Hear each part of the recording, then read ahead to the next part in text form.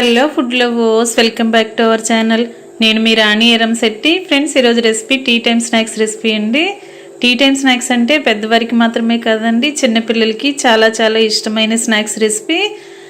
Sweet shop స్టైల్లో చిన్న చెకోడీలు ఎక్కువగా మనం పిల్లలకి స్నాక్స్ చేసి పెడుతూ ఉంటాం కదా, కానీ షాప్లో కొన్న టేస్ట్తో కరెక్ట్గా రాదు. దానిని పక్కా కొలతలతో చేసి చూపించబోతున్నాను. ఇంకా వీడియోలోకి వెళ్ళిపోదాం. ముందుగా స్టవ్ ఆన్ చేసి మందంగా ఉన్న కళాయిని పెట్టుకోండి. దానిలోకి 2 కప్పుల వరకు వాటర్ని కొలిచి తీసుకోండి. ఏదైనా కప్పుతో కానీ గ్లాస్తో కానీ ఏదైనా ఒక వస్తువుతో మెజర్ చేసుకోండి. నేను ఈ కప్పుతో 2 కప్పుల వరకు వాటర్ని కళాయిలో పోసాను. దీనిలోకి టేస్ట్కి సరిపడా సాల్ట్ వేసుకోండి. ముందుగా కొంచెంగా వేసుకోండి. వాటర్ కాగుతున్నప్పుడు వాటర్ని టేస్ట్ చూసి చల్లకపోతే తర్వాత యాడ్ చేసుకోవచ్చు. అలాగే ఒక 1/2 టీ స్పూన్ వరకు కారం యాడ్ చేసుకోండి. కారం ఎక్కువగా వేయొద్దండి, కొంచెంగా సరిపోతుంది. అలాగే ఒక 1/2 టీ స్పూన్ వాము వేసుకుని చిటికెడు పసుపు కూడా వేసుకోండి. అలాగే 1 టేబుల్ స్పూన్ ఆయిల్ కూడా వేసుకోండి. ఇంగ్రీడియంట్స్ అన్నీ కూడా ఇంట్లో ఉన్న ఇంగ్రీడియంట్సే కదా, చాలా సింపుల్గా టేస్టీగా స్నాక్స్ అనేవి చేసుకోవచ్చండి. ఇప్పుడు స్టవ్ ఆన్ చేసి కళాయి పెట్టుకుని వాటర్ని కాగించండి. మందంగా ఉన్న పాత్ర అయితే పిండి ఉడుకుతున్నప్పుడు అడుగున అంటుకుపోకుండా ఉంటుంది. వాటర్ని ఒకసారి బాగా గరిటెతో కలుపుకొని కాగించండి. ఇలా వాటర్ కాగుతున్నప్పుడు వాటర్ని కొంచెంగా టేస్ట్ చేయండి. సాల్ట్ కానీ కారం కానీ మీ టేస్ట్కి తగ్గట్టుగా లేకపోతే ఈ టైంలో యాడ్ చేసుకోవచ్చు. నేను వేసిన ఇంగ్రీడియంట్స్ అన్నీ కూడా కరెక్ట్గా సరిపోయండి.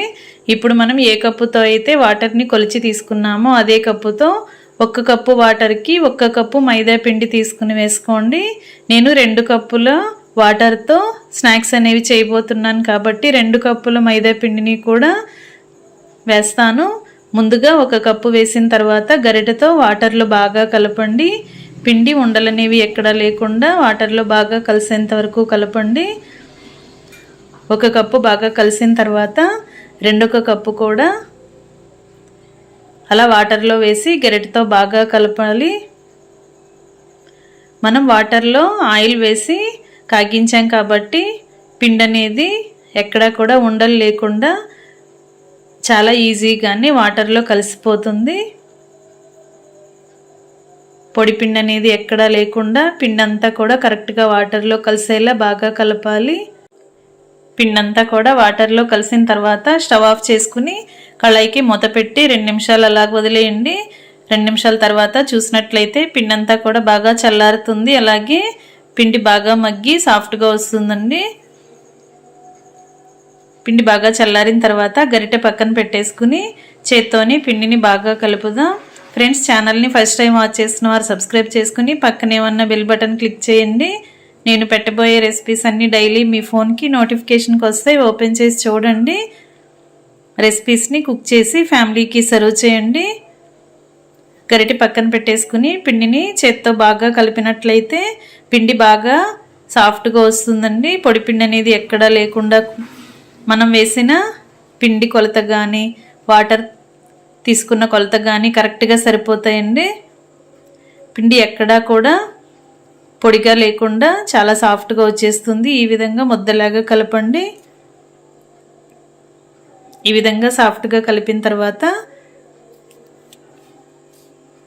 పూరీ పీటకి కొంచెంగా పొడిపిండిని అప్లై చేసుకుని మనం చెగోడీలను చేసుకోవచ్చు. లేదంటే ఇలా మురుకుల గొట్టంలో కూడా కొంచెం పెద్దగా ఉన్న హోల్స్ ఉన్న ప్లేటును పెట్టుకుని తగినంత పిండిని పెట్టి ఇలా జంతికల గొట్టంని క్లోజ్ చేసుకుని ఈ విధంగా నేను చూపించిన విధంగా ఒత్తుకుని వీటిని వేళ్లతో చిన్న చిన్న చెగోడీలాగా చుట్టుకోవచ్చండి. ఈ విధంగా ప్రాసెస్ అనేది చేసుకున్నట్లయితే పని త్వరగా కంప్లీట్ అయిపోతుంది. ప్రాసెస్ అంతా ఈజీగా అనిపిస్తుందండి. ఈ విధంగా కూడా చేసుకోవచ్చు. అన్నీ కూడా ఒకే సైజులోకి మనం చెగోడీలు అనేవి చేసుకోవచ్చు.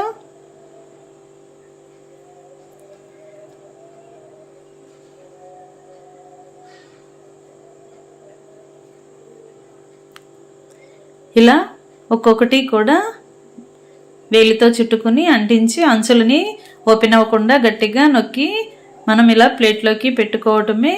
లేదంటే పూరీ పీటకి కొంచెంగా పొడిపిండి కానీ ఆయిల్ కానీ అప్లై చేసి ఈ విధంగా సన్నగా పొడవుగా స్టిక్ లాగా రోల్ చేసుకుని ఈ విధంగా కూడా అంటించుకోవచ్చండి. మీకు ఎలా ఈజీ అనిపిస్తే అలా చేసుకోండి.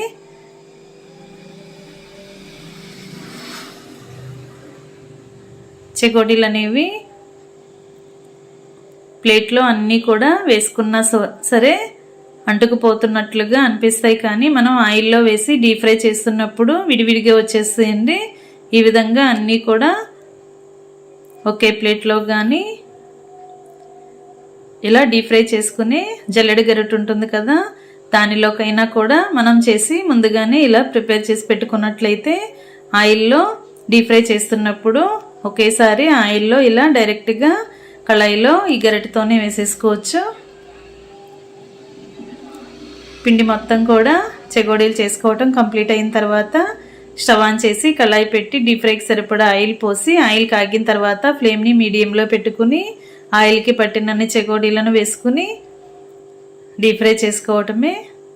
వేసిన వెంటనే గరిటె పెట్టకుండా 1 నిమిషం పాటు బాగా ఫ్రై అయిన తర్వాత గరిటెతో మొత్తం అన్నీ కూడా ఇలా కలుపుకుంటూ అన్నీ కూడా క్రిస్పీగా వచ్చేంత వరకు డీప్ ఫ్రై చేసి ఆయిల్ నుండి తీసేయండి. ఇదే విధంగా మిగిలిన వాటిని కూడా బ్యాచెస్ వైజ్గా కళాయిలో వేసి డీప్ ఫ్రై చేద్దాం.